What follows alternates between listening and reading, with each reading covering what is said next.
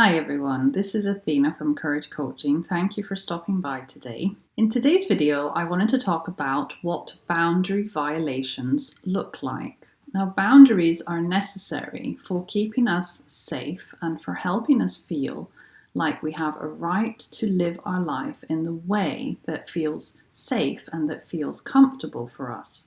Now, when our boundaries are violated, we are getting hurt, we are disrespected, and this can be physical, mental, spiritual, or emotional. Boundaries are very important. We need to know where we end and another person begins. So having boundaries keeps us feeling balanced, keeps us feeling safe. And in this video, I wanted to talk about some examples of what different boundary violations look like in each of the categories I mentioned.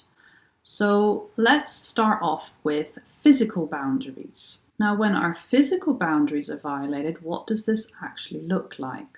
The first example about physical boundary violation is inappropriate or unwanted touch. The second one is that you are being denied your physical needs. The third one is that you are invading somebody's personal space or privacy. The third one is that somebody may borrow your possessions or go through your things without asking for your permission. The fifth one is that somebody is using money to manipulate or control you. Another one is that someone is making unreasonable demands on someone's time. And lastly, when somebody shows up late or cancels on you last minute, this is also a physical boundary violation. Now, the next one we're moving on to is mental violations of your boundaries. Now, what do mental violations of your boundaries look like? The first one is when somebody communicates disrespectfully. The second one is that somebody will be ridiculing you, belittling you, or dismissing your thoughts and ideas. The third one is thinking that you know what someone else thinks or believes without actually asking them. The fourth one is that you or somebody else are letting other people direct your life, define you, or describe your reality. The fifth one is that you may be agreeing with other people only to keep the peace, but you are actually abandoning yourself in that moment. Another one is that you are ignoring someone's requests. And the last mental boundary violation is that you may be giving somebody unsolicited advice or unsolicited suggestions. Now, the next area we are going to talk about is an emotional boundary violation. What does that look like? So the first one is that somebody is dismissing, invalidating, or criticizing your feelings.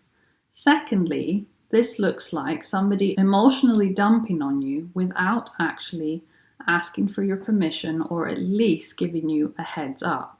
The third one is that somebody may ask you inappropriate questions about something that might be private. The fourth one is that somebody is assuming what you may be feeling. This was something that I mentioned also in mental boundary violation.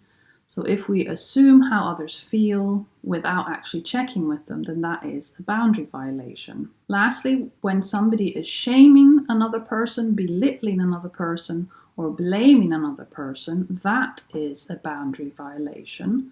And also, let's not forget when somebody is making demands of somebody that are inappropriate. Now, the last boundary violation we're going to talk about is spiritual. So you can feel that your boundaries are violated when you are ignoring your intuition or your gut feelings about something. Another example of a spiritual boundary violation is doing what someone else thinks is the right thing, but not trusting your own spirituality or your own ethics or your own morals. Going against your personal values to please somebody else is also a spiritual boundary violation. Pressuring others to believe or act a certain way is another example. And lastly, sending unsolicited spiritual materials to influence somebody is also a spiritual boundary violation.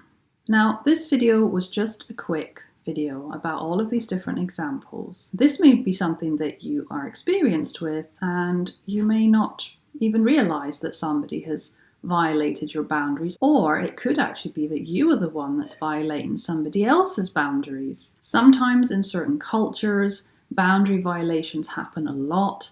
People think that certain behaviors are normal when actually they are not healthy. So yeah, if you have experience with your boundaries being violated, or if you feel that you may have accidentally violated somebody else's boundaries, then I'd love to hear your experience in the comments below the video. So please feel free to share. Thank you so much for watching and for listening. And if you have any questions, then please feel free to email me at courageisallyouneed@gmail.com. Take care, everyone, and I will see you very soon. Bye-bye.